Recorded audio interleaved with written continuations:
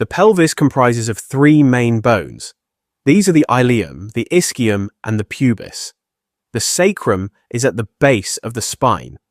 The sacrum attaches to the ilium at the sacroiliac joint. On either side of the front of the pelvis is the pubis bone.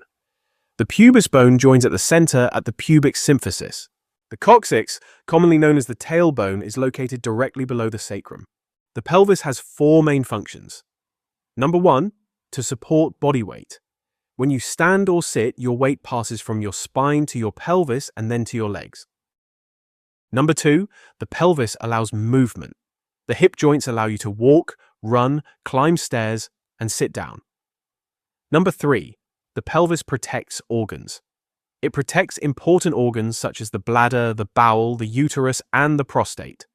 Number 4, the pelvis functions as sites for muscle attachment.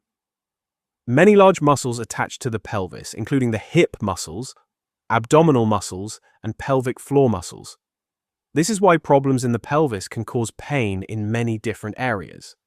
The shape of the pelvis is different in males and females. The male pelvis is narrower, taller, and has a more heart-shaped opening with a narrow pubic arch.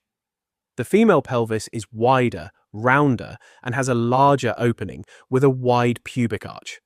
This wider shape helps allow for pregnancy and childbirth. In summary, the pelvis is not just a bone.